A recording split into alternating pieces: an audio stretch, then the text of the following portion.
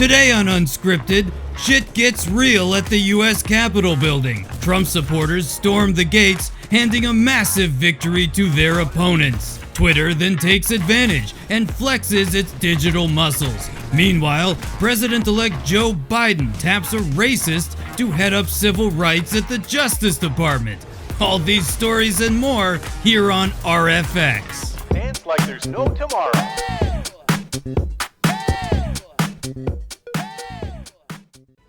Alright, before we get started today, I'd like to take a minute to explain where I think I fall on the overall political spectrum. From a broad perspective, I would say there are four primary groups. The first group is the far left. Now, we all know exactly who that is, right? That's the hyper-woke, intersectionality, social justice, blue-haired, radical guy. He's in Antifa, he's out there protesting. That's the far left.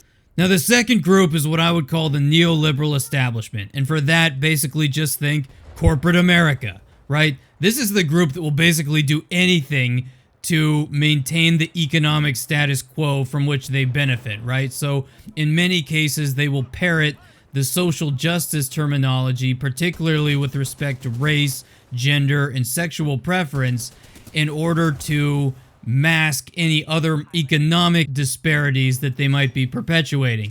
This is the group that will use social justice stuff in their marketing campaigns while having an 11-year-old girl in the Philippines manufacture their product for 2 cents an hour. The third group is the conservatives. And once again, we know who that is, right? They're socially traditional, family values, go to church, anti-abortion. Up until recently, at least, were anti-gay marriage, although they seem to have come around on things like that. But basically, Sean Hannity. That's it. If you want to know who conservatives are, watch Sean Hannity on Fox News for an hour, and bang. That's all you need to know. That's who conservatives are. Fourth group is what I would call the wild cards. These are just the people who are naturally suspicious of power of any stripe. Right? They're the anti-establishment types. Many of them are comedians. Many of them are also conspiracy theorists. Many of them are the politically homeless, old-school liberals and progressives who, back in the day, when they compared themselves to traditional conservatives, were like, well, gosh, I'm not one of them, that's for sure. I'm not Sean Hannity. So I would like to be very clear that where I stand within these four groups is I definitely see myself as more of a wild card. Now, it's important to note that the wild card bunch is a very mixed bag, right? Like, there's a lot of different types in there. Some people are reasonably intelligent and rational, and others are pretty out there. So, the politically homeless old school liberals and progressives, this show's for you.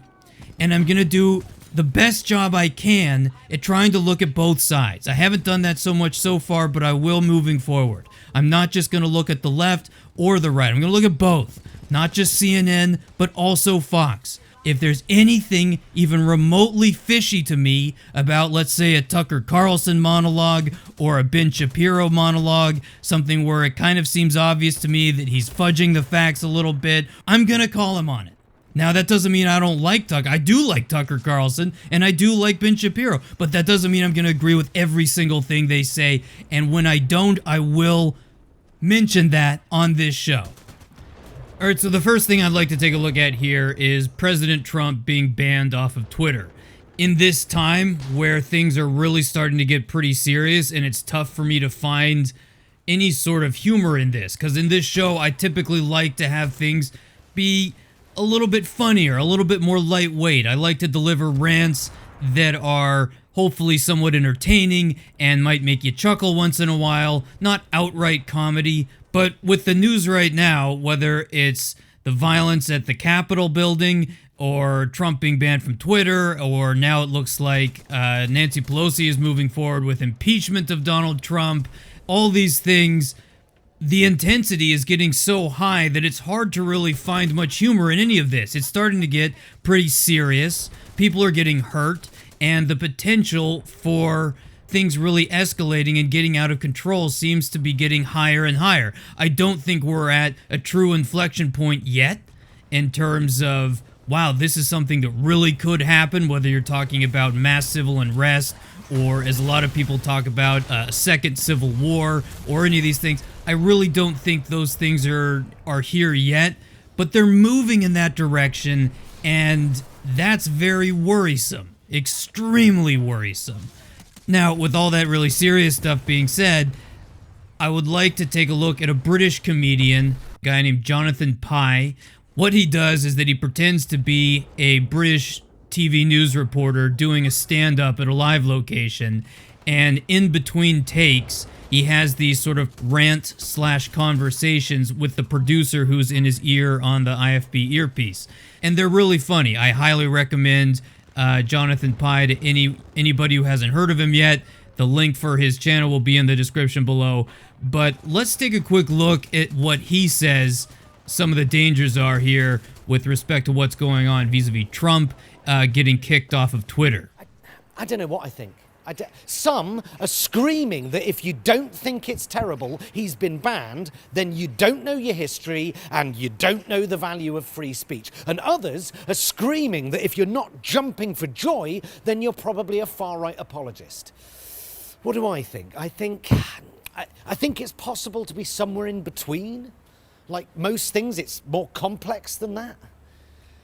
But mainly, I think getting rid of him divides rather than heals. Them and us. I think it will achieve the opposite of what we want. It will backfire. It will breed the next Twitter, which this time round will have a right-wing bent and have Trump as its mascot, and it will become more and more powerful. Them and us. We'll have our Twitter and they'll have theirs, and never the twain shall meet. And there'll be no discourse, no discussion, just everyone hearing what they want to hear, which makes life much more pleasant. But ultimately, it's how we ended up with Trump in the first place. All right, so the first thing he was talking about there was the free speech argument. This has been something that's been going on for a very long time now. Are social media and other internet platforms, are they publishers or are they merely a forum? So, for example, if you're a publisher, then you're responsible for the content that appears on your platform, right? You have to have professional editors who vet it, and if something's wrong, then you can be sued. If you're merely a platform, then that's like saying you're like AT&T or Verizon or a cell phone carrier, right? AT&T is not responsible for what people say to each other on the phone when they're talking to each other. Now, as Jonathan Pie says in his monologue, is that the truth is somewhere in between. It's somewhere in between the absolute necessity of free speech and between, not wanting to have a major public official incite violence like you saw at the Capitol. Like it's got to be somewhere in between, and that issue is obviously a very nuanced one. It's a very complex one. But here's the problem with that. People, when you watch the videos, whether, let's say you're watching the BLM protests / riots over the summer, or you're watching the Trump supporters at the Capitol and you see the amateur footage taken from people's iPhones, these people are furious on all sides. And words like nuance, complexity, subtlety have no meaning in that context. There's no such thing as complexity. No. These people are pissed off on all sides, on the far left, the far right, and heck, even a lot of people in the middle. And when they're that mad, complex solutions, nuanced arguments, forget it. Forget it. Those go right out the window. So what do you do in that situation? And I don't know. I don't know, and I don't think anybody really knows. We're just kind of making this up as we go along. All the solutions are essentially ad hoc. Nobody really knows what to do. Nobody knows who exactly to trust. No one knows who to believe. Nobody knows what to do in response to what the problem is, because in many respects, we can't even agree on what the problem is. So, look, I don't know, but I do think that Jonathan Pie in his video is right. The answer is somewhere in between, as it usually is, but in these hyper-polarized times of really high emotion, that it's almost laughable to think that we're gonna actually find some middle ground sensible solution in the middle of these two diametrically opposed philosophies. So where does that leave us? I really don't know, and it scares the shit out of me. It should scare the shit out of everybody. Now I can suggest maybe a couple things that are, let's call them somewhat radical solutions to this. The first one is that the news needs to be completely restructured. Basically what it needs to do is the news, and that's all of them, CNN and Fox, MSNBC and Newsmax/OAN, right? Breitbart and the New York Times. All of them. We need to stop with the partisan news. It must become objective again. You must have, let's say, CNN being genuinely objective in their coverage of any issue, whether it's Trump, Republicans, Democrats, Joe Biden, any of it. They must become objective again. And there are various methods that you can use to do that. You would have to restructure the way that they make money, but I'm sure that is something that if some smart people put their heads together, they could figure out how to do. We need to make not just one news outlet or a few news outlets, but all news outlets need to become objective again. We must stop with the partisan news. That has to stop. Because as far as I can tell, the name of the game with the partisan news game is just keep the public as agitated as possible. Keep the rivalry going as hard and as intense and as long as possible. It's like a sports rivalry. And keeping those rivalries alive, that's how you keep viewership high. And that's how the news keeps, the maximum number of eyeballs attracted to their content for as long as possible. That needs to stop. So the incentive structure for how they make their money in terms of how many clicks they can get, how much attention in terms of seconds of people's attention watching videos, whether that be online or on the TV, that needs to stop. That's one thing we could do. Another thing we could do, and they'll call me crazy, but why don't we just get rid of Twitter? Now we could do that one of two ways. Either everybody could just stop using it. Like, I've never really got into Twitter. It's just not something that appeals to me. I try to look at it every once in a while, and it just doesn't really pull me in. I never get interested in it. YouTube, on the other hand, I love, and I watch YouTube videos all the time. And I think there is a lot of value in YouTube. Obviously, I'm a little bit biased because here I am making YouTube videos. I think YouTube is great. I think it's great that people can create their own content. Some of it's going to be political in nature. A lot of it isn't. A lot of it's going to be entertainment, comedy, all sorts of stuff, and it's a terrific creative outlet for people to make video content to give to people of all different things. I mean, think of all the information. Anytime I want to learn something, when I'm editing these videos, if I ever have a question on how to use my editing software, bang, YouTube video, answers exactly how to do it, shows you how to do it.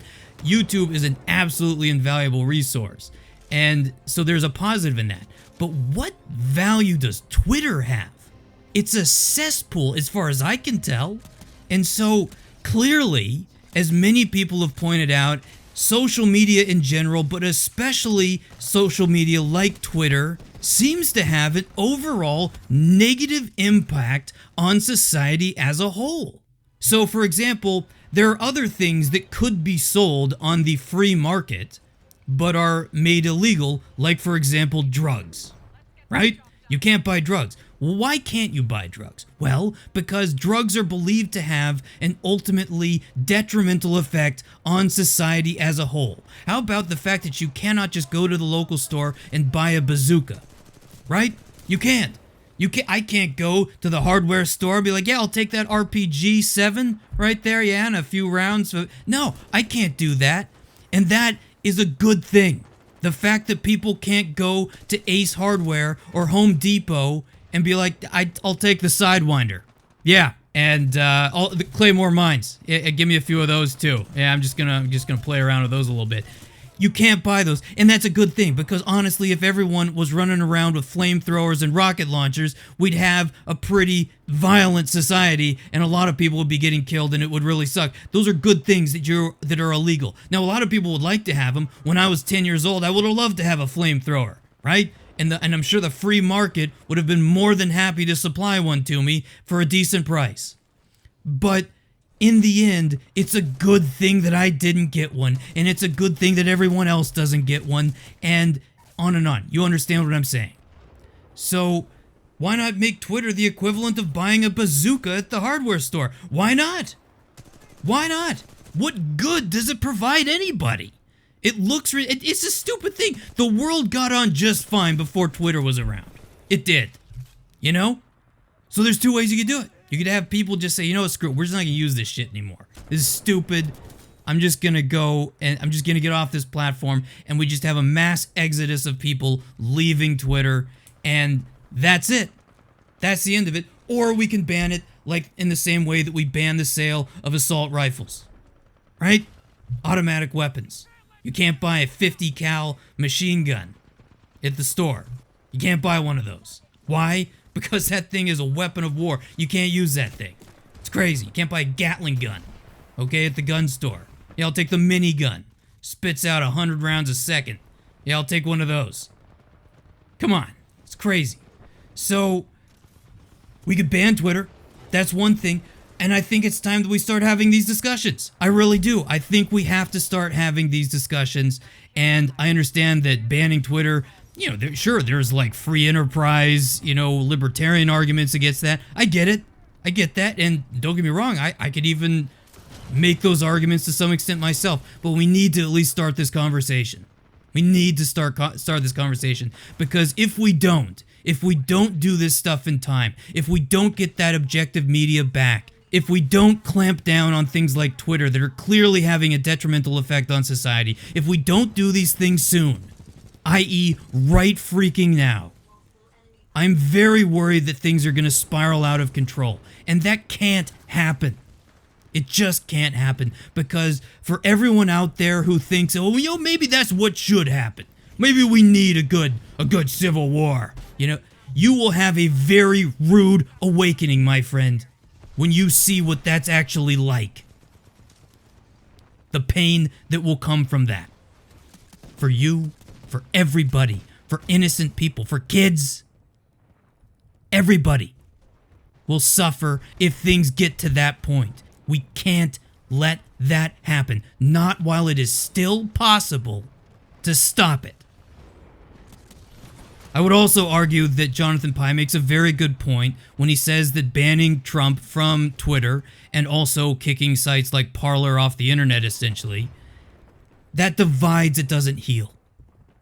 That pours gasoline on the fire. You can't just take away their platform so that they can't speak, because believe me, they'll keep speaking.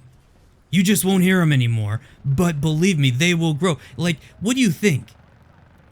Previous revolutionary groups that took power by force, whether it was the Nazis or the Bolsheviks or the Maoists or whoever else throughout history, which then resulted in massive amounts of death, starvation, war, and millions upon millions of people dying in each one of those cases, and massive amounts of human suffering, not just death.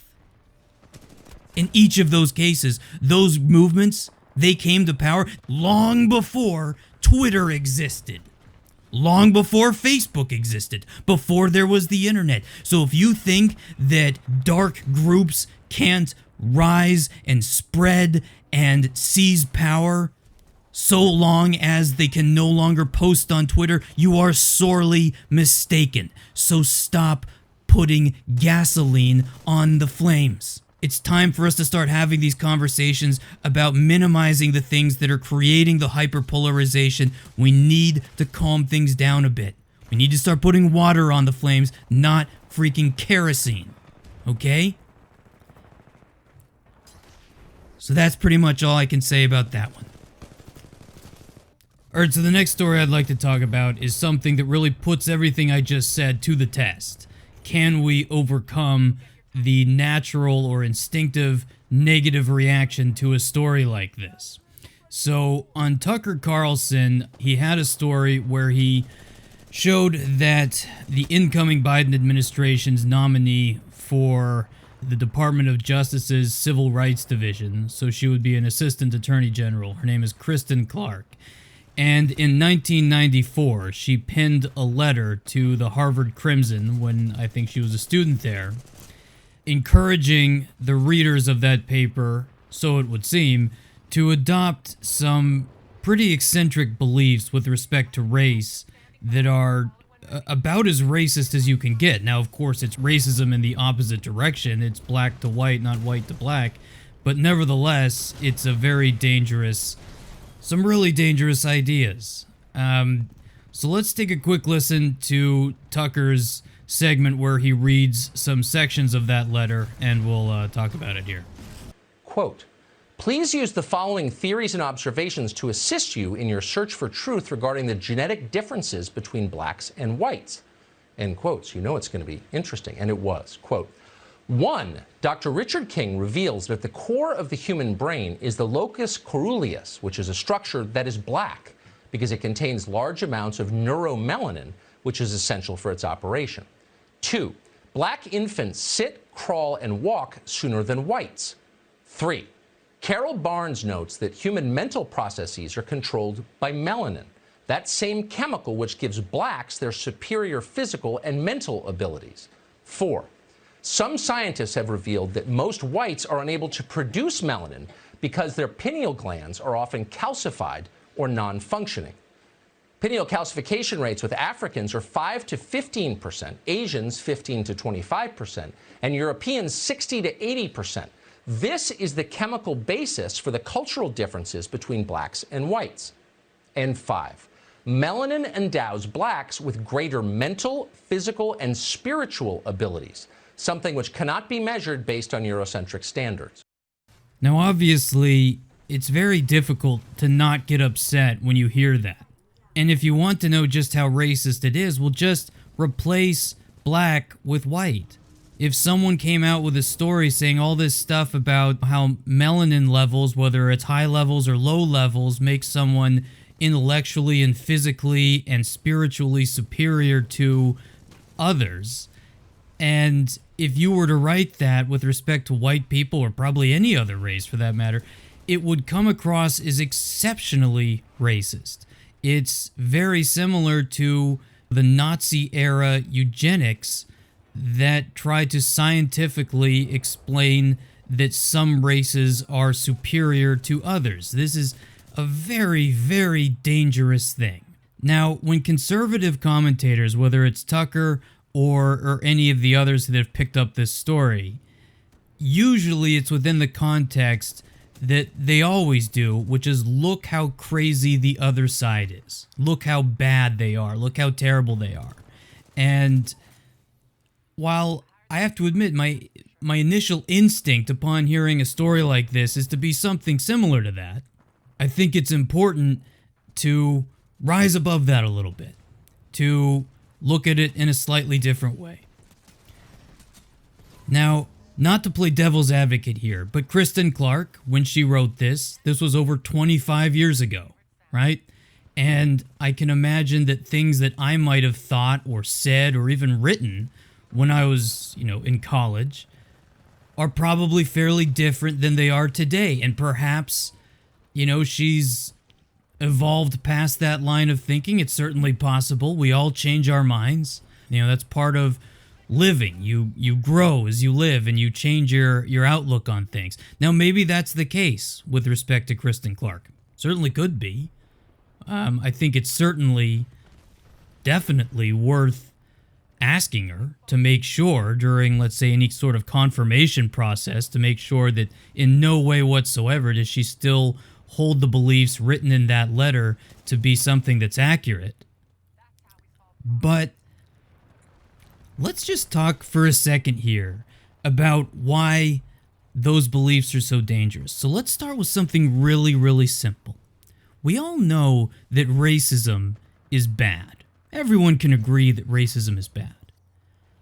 But why is it bad? That's a question we seldom ask ourselves. We just take it as a given, right? Racism is bad. right?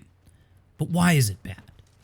And to me, the reason why it's so bad is that when you look back throughout history, not only in modern history, but throughout ancient history, anytime one group decides that another group is in some way subhuman, is somehow a little bit less than they are, that is the very first and most crucial ingredient to every atrocity and genocide and massive crime against humanity that's ever been committed.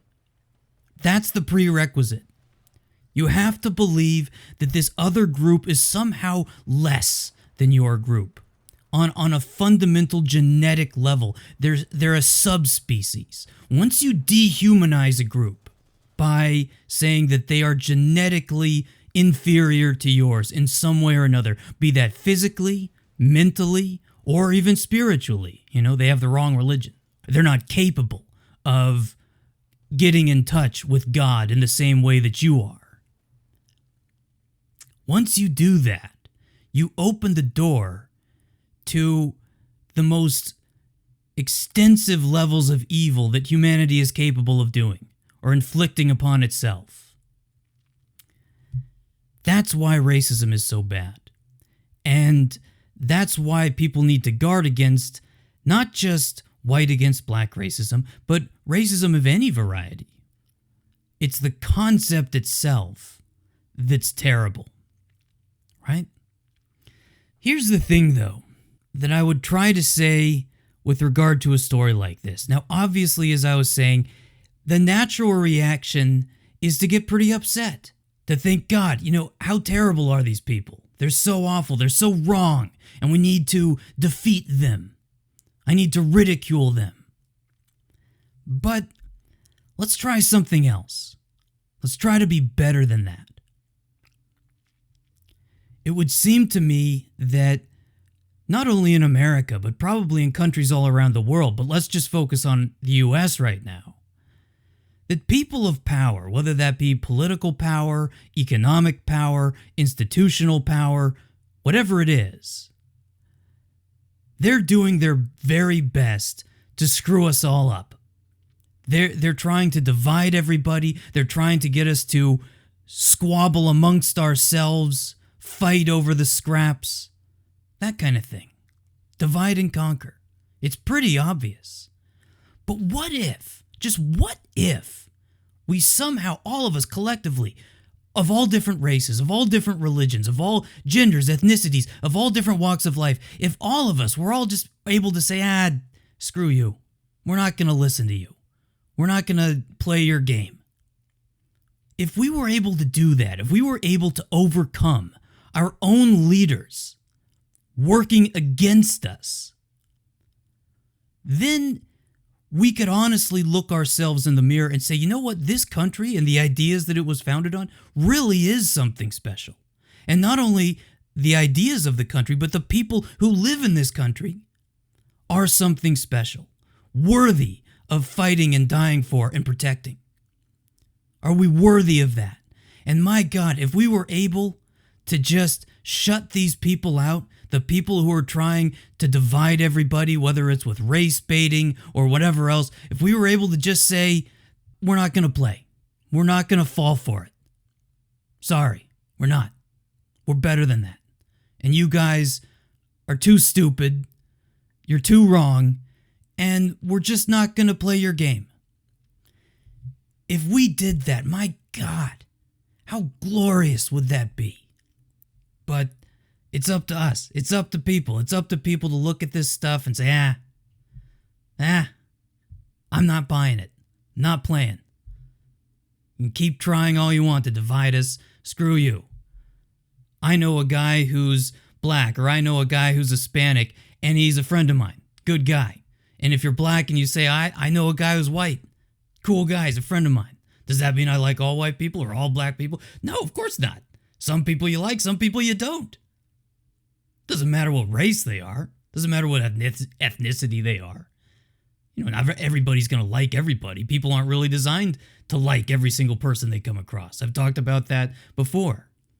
But if people are able to look at this race baiting shit and the gender baiting and all this kind of stuff that are trying to rip everyone apart, and we just say, screw it. Screw you. We're not playing. How amazing would that be? How amazing would that be? So I guess that's it for today, everybody. Today's show was a little bit different than I normally like. It was a little bit more serious, but we're in serious times. So I guess that is what it is. Hopefully in the future, we will get back to some more humorous and lighthearted content. But until then, smash the like button, subscribe, and share this video with your friends if you liked it. Or even if you disliked it, go ahead, do it anyway. And we'll catch you next time. All right, everybody. Bye-bye.